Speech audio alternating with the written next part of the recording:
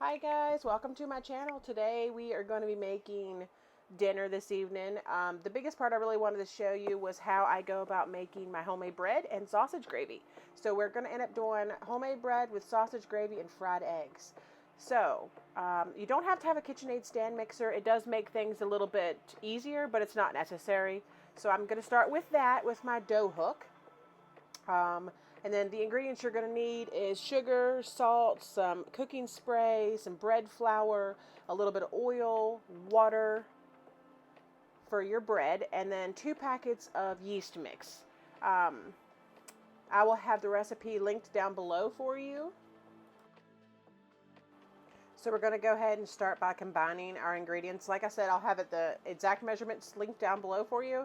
But you're going to start out with 5 cups of flour, 4 cups in one bowl, and 1 cup set aside for the end of your dough making. And then 2 cups of water. It's a 1/4 cup of olive oil, 2 packets of yeast. It is 1 teaspoon, I believe it was, of salt, and 2 teaspoons of sugar. And then your nonstick cooking spray. I like to use the organic kind. We used to use Pam. I have recently learned that Pam has silicone in it, so we no longer use that. So now we're using this Bertelli's organic extra virgin olive oil. I really like it. It has a very mild flavor when you add it to anything. So that's what we've been doing.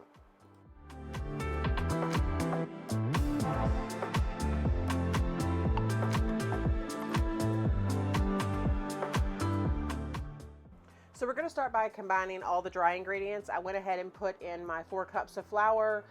There goes my yeast, and then I'm going to add my salt and my sugar.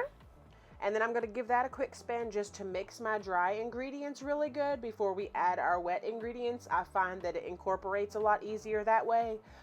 Also keep in mind you might want to keep a spatula handy, because you are going to need to scrape the bowl once or twice just to make sure everything is getting combined in there. Don't start your KitchenAid off too high, because if anybody knows, your flour will go poof everywhere. It's all fun and games when you're baking, but you will have to clean up the mess. So here we are. We're going to go ahead and mix this up really good, and then I'm going to go ahead and add my liquid ingredients. So the water and the oil. We're going to go ahead and add both of those, and then we're going to spin it around again. I wanted to go ahead and tell you guys, while you're making this, go ahead and start preheating your oven. You're going to want to preheat it on 400, and it's going to cook from about 35 to 40 minutes. This actually will make 2 loaves, but they're going to be shorter than your standard bread loaf that you would buy at, say, Walmart. So I like to put it all in one big loaf pan, and then I just have one big loaf, and then we just slice our slices on the thinner side. So your dough here is going to be a little bit sticky, and that's what you're going to use with your 1 cup of reserved flour. So once you pull it up here and you'll realize that it's sticking to your dough hook really bad, you're going to want to sprinkle another little bit of flour. I ended up sprinkling about a 1/2 cup more in there, and then zhuzhed it around a little bit more. You'll see here that I went ahead and scraped my bowl, because you want to keep everything combining really good and make sure it all gets incorporated in there and you don't have any really dry floury spots in your bread. You are also going to need a glass bowl, and you're going to want to spray or drizzle it with a little bit of olive oil so that your dough doesn't stick while it's rising.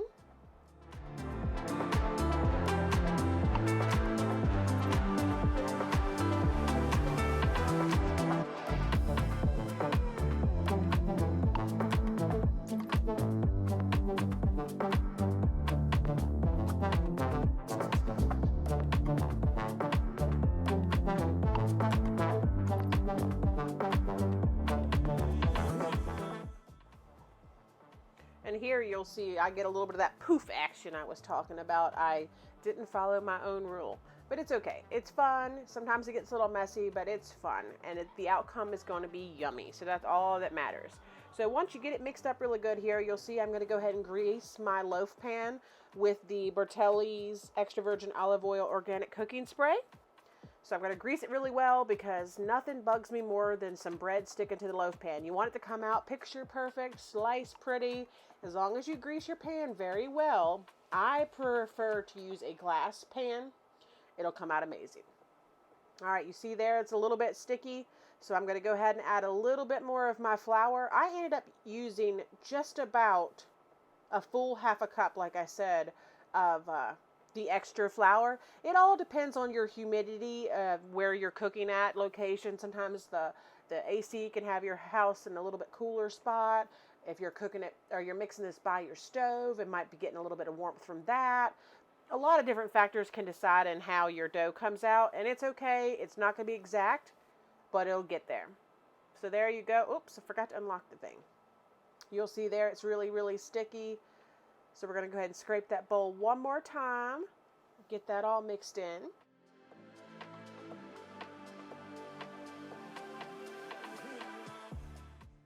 How you know your dough is going to be ready to go is it's going to completely pull away from the edges. It's all going to be incorporated and it's going to be one big ball. I don't know about you, but when I have it in my KitchenAid, it'll start sloshing around there a little bit. And you'll see there on the edge, it all starts to pull away. And you'll think, oh no, what happened? That's what it's supposed to do. That's what it's supposed to do. So don't worry. You get it all done there. And then we're going to lift up that mixer. We're going to scrape off the hook and get in one big ball. And then we're going to oil that bowl I told you about, the glass bowl. Whoops, there went a piece overboard. Anyways, we're going to go ahead and grease that bowl. And we're going to kind of mold it into a big ball. And then we're going to set it at the bottom of the bowl. And we're going to cover the bowl for 30 minutes with a damp dish rag. You do not have to let it rise. I find it comes out less chewy if you let it rise. So I would recommend you let it rise for 30 minutes, but it is not necessary. You want it to closely double in size. So while that's resting, we're going to go ahead and start our sausage gravy. We're going to end up needing 1 pound of sausage. I like to use this brand right here.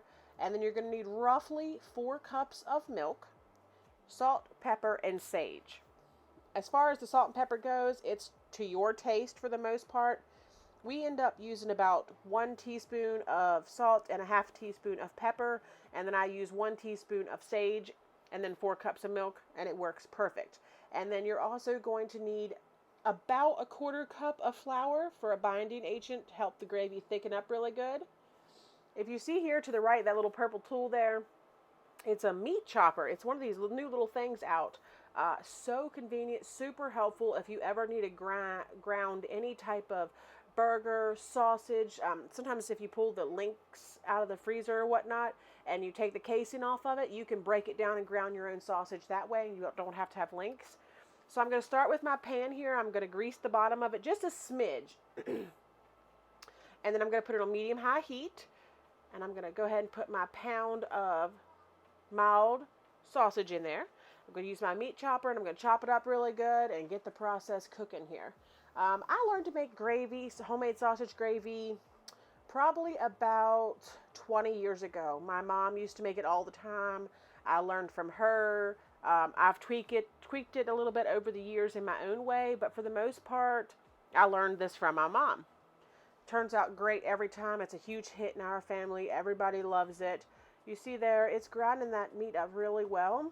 Now, it will stick to it a little bit until the meat starts to really warm up. But once the meat warms up, it chops perfectly. So once I get the meat completely chopped up really good there, we'll end up discarding that utensil and I'll pick up a whisk. A whisk really helps with getting those bits that have kind of baked on the bottom of your pan. It kind of scrapes that up, and then you're going to add the milk and the flour, and it really just helps pull it all together. So I find the whisk is definitely the way to go after you get your meat all ground up. You want to get it nice, good, and brown. It ended up taking me about 10 to 12 minutes to get it really good and brown. I made the sausage gravy while I made my dough, or while it was rising there, and I like to let my sausage gravy simmer on low for quite a while just to kind of marry the flavors, and it's so good. So like I said, you're going to need 4 cups of milk. I like to use whole milk. I have done it with 2%. It's not quite as rich, but it is definitely doable. You do whatever works for you. So we're going to go ahead and add our sage here and our salt and pepper. And then we're going to sprinkle in our flour. You'll see I have a 1/4 cup of flour sitting right there. And then 4 cups of milk.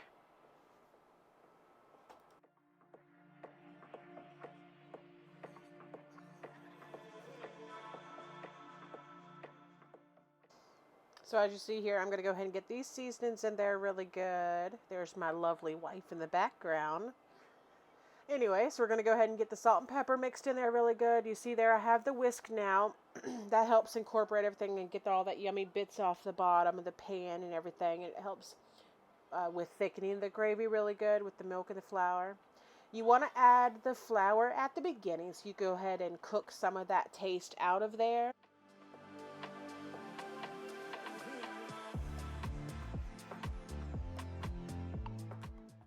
So I'm going to go ahead and mix that flour in really good. You'll notice the sausage start to pull together really good there.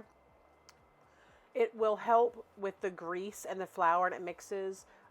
If you have really fatty sausage, then you're going to want to drain off a little bit of that grease. But you definitely need a little bit of the fat left in the pan to help with the flour mixing really well and thickening up. So I'll go ahead and add the rest of my flour there and get it real thick. You can notice the difference there, how it thickened up really good. And it'll help scrape off those bits off the bottom of the pan really good. Once you get everything incorporated and you notice it's starting to thick, go ahead and turn your heat down to medium-low. And then we're going to go ahead and incorporate our milk.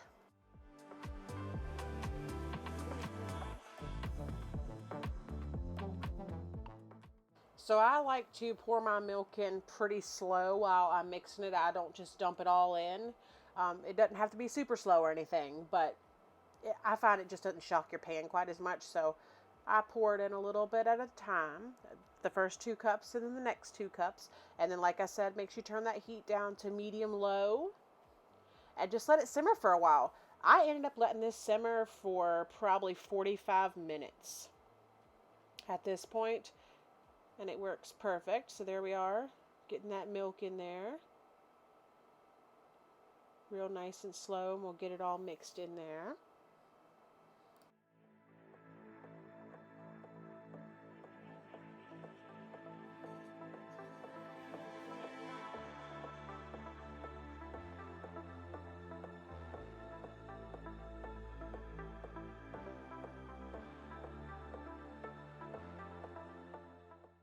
You'll see here I'm whisking it around real good. As I'm whisking it around, I am scraping the little bits off the bottom of the pan, so you get everything incorporated really good. You don't have to really babysit it, but you definitely want to mix it and whisk it a little bit every, say, 5 minutes or so.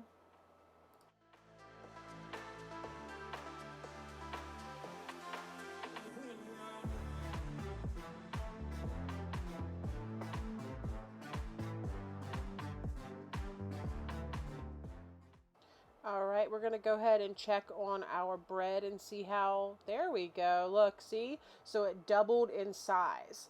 So now we're going to go ahead and punch it down one good time, and then we're going to put it in this loaf pan here. As you see there, the magic of the camera. It's all filled in the loaf pan. And we're going to go ahead and pop it in that oven. I'm going to remind you the time was 400 for the temperature, and anywhere between 35-ish and 40 minutes, and it'll be done. You can actually use this exact same recipe to make homemade biscuits. I did not show it in this video, but I also had a second batch, and I used that for biscuits. So you can freeze biscuits, and then you can make biscuits and then pop them in the freezer, which is what I did.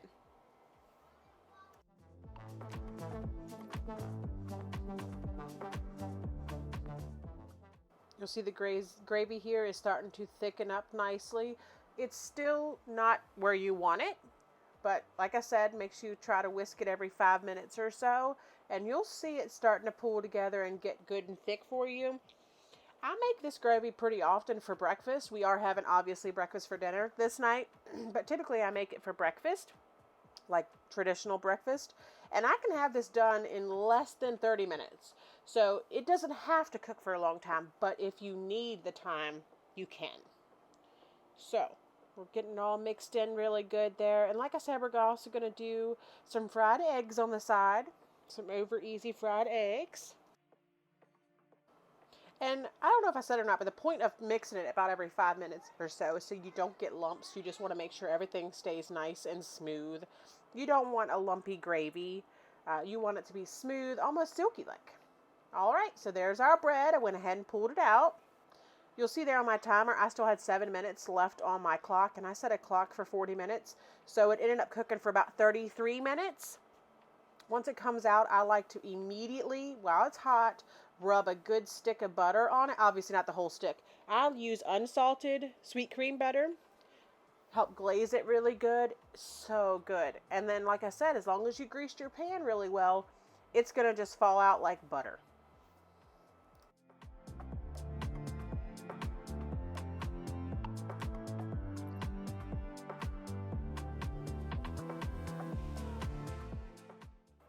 Again, there you can see our gravy's coming together really nicely. As you can see here, I went ahead and got out a non-stick skillet. I drizzled a little bit of olive oil on the bottom, and I'm going to go ahead and fry up 3 eggs over easy.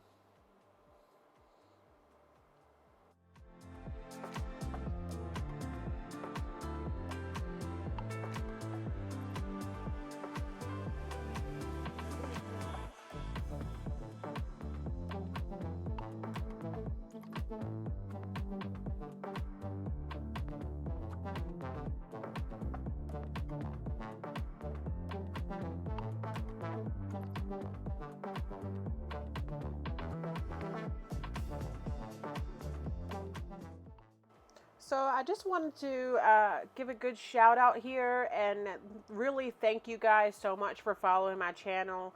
I really hope you found this video to be inspiring and informational for you.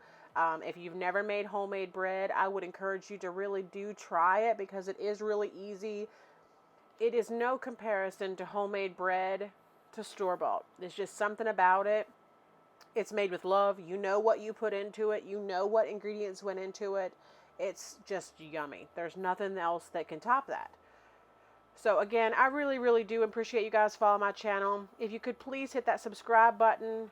Make sure you like the video. Share it with your friends. Tell them to check me out. It really does help me and help support my channel. And it is much appreciated. Alright guys, so you'll see here, I'm just going to go ahead and salt and pepper up our eggs really good. For a good over easy, medium over easy egg, about 3 minutes. Slow and low. You'll see here our gravy thickened up really, really nicely. Super, super yummy. This dinner was amazing. I definitely think you guys should check it out. Try this sausage gravy and of course that homemade bread. Once you get the gravy to a point of thickness that you want, go ahead and put it down on the lowest temperature on your stove. Then that's when you want to go ahead and start frying your eggs. So you see there, I'm going to go ahead and get these eggs fried up really good. Everything is looking amazing. I hope you guys enjoyed this video so much. Please consider hitting that like button. Alright, and here's our finished product. There's our fresh bread with our sausage gravy, some over easy fried eggs. Yummy. And there's that fresh bread. Look at that steam rolling off that. Oh, there's just nothing else like it. And there's our eggs. And so this gravy was enough to feed my family of 7, and we actually did have about a cup left over. And it's even better the next day. Just reheat it up. No problem. Yummy. Again, thank you guys so much for following, supporting me over here at 2 Mamas, 1 Girl, 4 Boys. Can't wait to see you guys on the next one. Bye.